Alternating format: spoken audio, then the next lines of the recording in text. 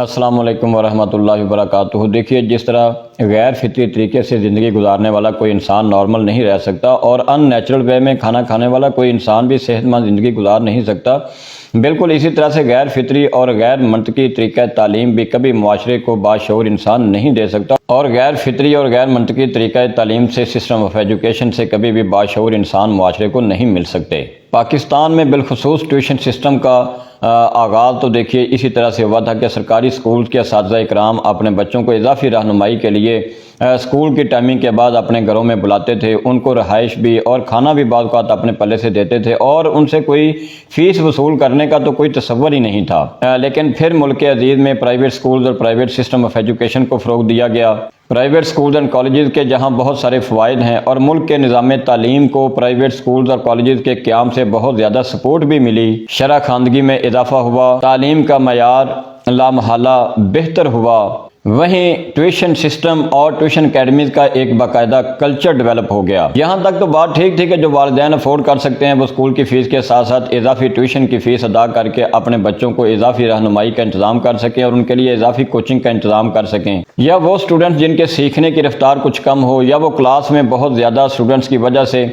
چیزوں کو نارمل رفتار سے، نارمل سپیڈ سے وہ پک نہ کر سکتے ہوں، تو ایسے بچوں کو یا کسی ٹیچر کے پاس بھیجا جائے اسکول ٹائمنگ کے بعد، یا ان کو کسی ٹیوشن سینٹر پہ بھیجا جائے، یا ان کے لیے گھروں میں کسی ٹیچر کا انتظام کر لیا جائے تاکہ وہ اپنی کمی کو اور اپنی اس کمزوری کو پورا کر سکیں۔ لیکن مسئلہ خراب ہوا جب پرائیویٹ سکولز کے ساتھ ساتھ ٹیوشن اکیڈمیز اور ٹیوشن کے ٹیچرز کا انتخاب بھی اسٹیٹس سمبل بڑھنے لگا، اور مہنگے اسکولوں اور بھاری ٹیوشن کی فیسیں وصول کرنے والے اساتذہ اکرام کا انتخاب بھی تفاخر اور برتری کا معیار بڑھنے لگا۔ تو آج ہم جائزہ لیں گے کہ اس ٹیوشن سسٹم کی وجہ سے ہمارے نظام تعلیم اور ہمارے بچوں کی تعلیم اور تربیت پر کیا اثرات مرتب ہو رہے ہیں۔ اگر ہم فوائد کی بات کریں تو اس میں کوئی دو رائے نہیں ہو سکتی کہ جس ٹیوشن سینٹر کا مقصد بچوں کی کمزوری کو، بچوں کی علمی کمزوری کو دور کرنا ہو، اور جس ٹیوشن سینٹر یا ٹیوشن اکیڈمی میں بچوں پر واقعی انفرادی توجہ دی جاتی ہو اور اسکول میں رہ جانے والی کمزوری کو دور کرنا، کمزوری کو پورا کرنا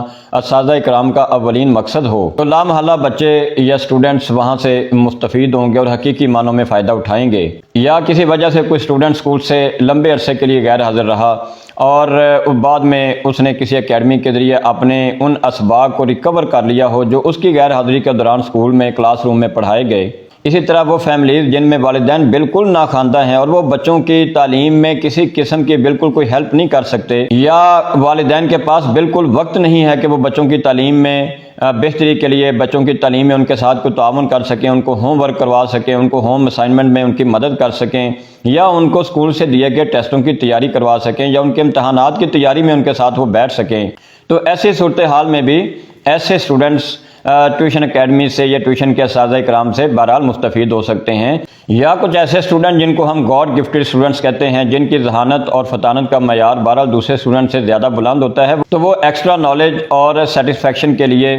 کسی اچھے استاد کی خدمات مستعار لے لیتے ہیں اور اپنی علمی پیاس بجھانے میں کامیاب ہو سکتے ہیں۔ ان چند صورتوں کے علاوہ ہمیں بہرحال ٹیوشن کے کچھ زیادہ فوائد نظر نہیں آتے۔ اور اگر اب ہم بات کریں کہ اس ٹیوشن سسٹم کے ڈرا بیکس کیا ہیں، اس سے تعلیمی نظام پر کیا نقصان دہ اثرات مرتب ہو رہے ہیں، تو وہ ہم دیکھتے ہیں کہ وہ تو بہت زیادہ ہیں، اور ان پر بطور والدین اور اساتذہ ہمیں بہت زیادہ سنجیدگی سے غور کرنے کی ضرورت ہے۔ دیکھیے، یہ حقیقت ہے کہ اس ٹیوشن سسٹم کے فروغ سے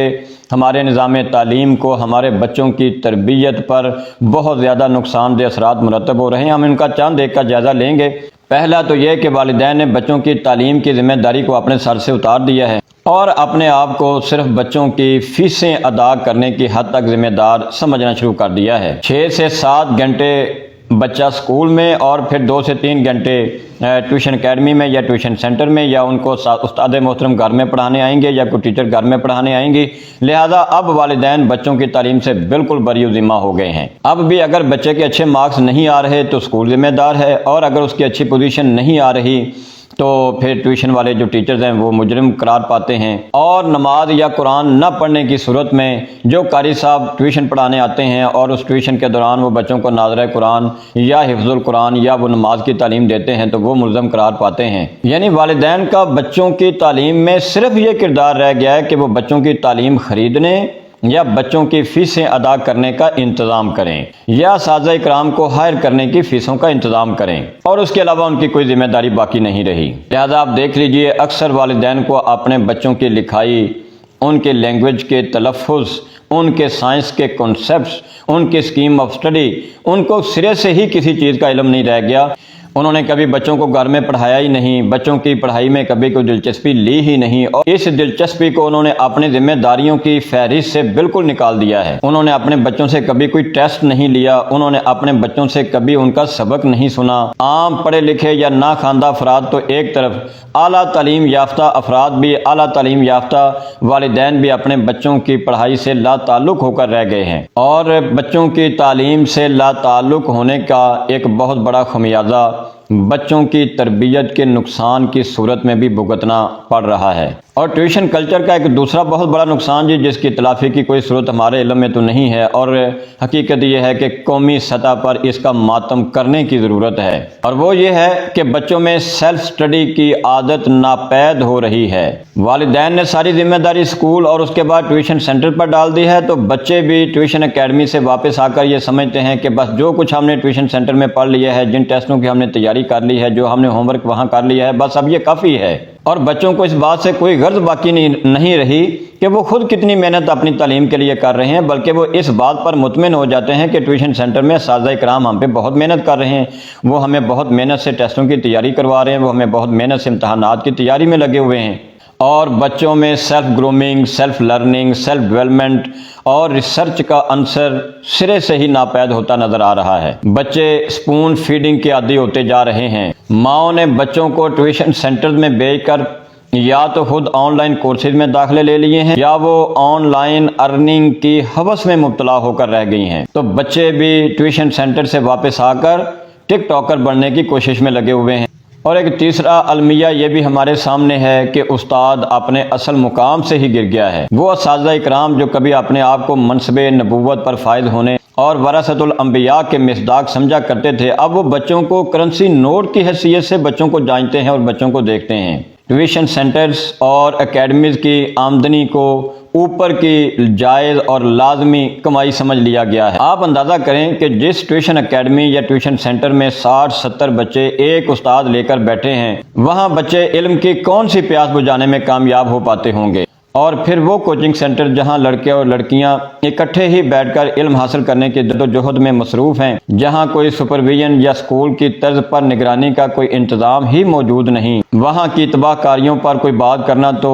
خارج از موضوع ہے۔ ان ٹیوشن سینٹر سے حاصل ہونے والی برکات میں سے ایک یہ بھی ہے کہ مساجد بچوں سے خالی ہو گئی ہیں۔ اب کوئی بچہ نہ فجر کے بعد مسجد میں ناظر قرآن یا حفظ القرآن کے لیے جاتا ہے، نہ بچے مساجد میں عصر اور مغرب کے بعد جاتے ہیں کہ یہ ٹائم تو ان کے ٹیوشن پڑھنے کا ہے، یا اس ٹائم پہ ان کو گھر میں استاد محترم پڑھانے کے لیے آتے ہیں، یا کوئی ٹیچر صاحبہ اس وقت بچوں کو پڑھانے کے لیے گھر میں آتی ہیں۔ اور پھر وہ کیسے استاد ہیں جو ڈور ٹو ڈور اور ایک گھر سے دوسرے گھر میں ٹیوشن پڑھانے جاتے ہیں اور بچوں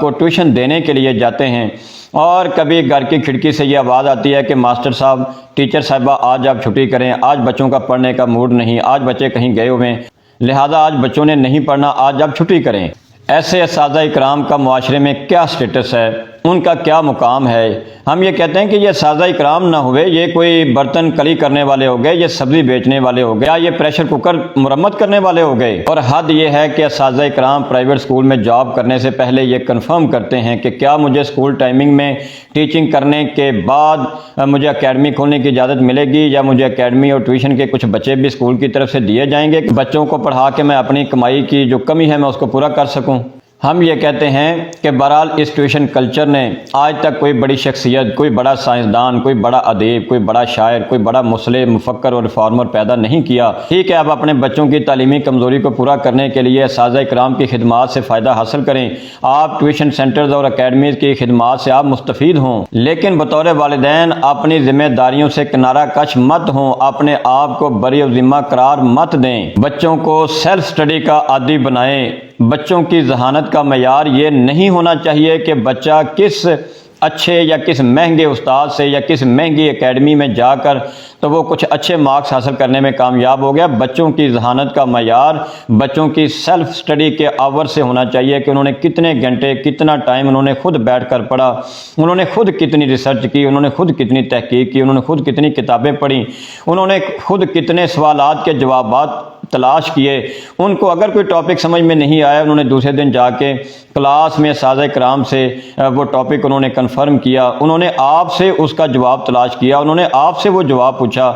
بچوں کو سیلف لرننگ کا عادی بنائیے، بچوں کو سیلف گرومنگ کا عادی بنائیے، بچوں کو سیلف ڈیولپمنٹ کا کنسیپٹ دیجیے، ان کے ساتھ پڑھائی میں شامل ہوں۔ اور آخری بات پھر وہی عرض کرنا چاہوں گا کہ جس طرح سے غیر فطری طریقے سے زندگی گزارنے والا کوئی انسان نارمل نہیں رہ سکتا اور ان نیچرل وے میں کھانا کھانے سے کوئی انسان صحت مند نہیں رہ سکتا، یہ ٹیوشن سسٹم پر بیس کرنے والا غیر منطقی اور غیر فطری طریقہ تعلیم بھی کبھی باشعور انسان پیدا نہیں کرے گا۔ اس کے لیے آپ کو بطور والدین اپنی ذمہ داری ادا کرنی ہوگی، بچوں میں سیلف سٹڈی کا کنسیپٹ پیدا کرنا ہوگا۔ اللہ تعالی ہمیں سمجھنے اور عمل کرنے کی توفیق عطا فرمائے۔ السلام علیکم ورحمۃ اللہ وبرکاتہ۔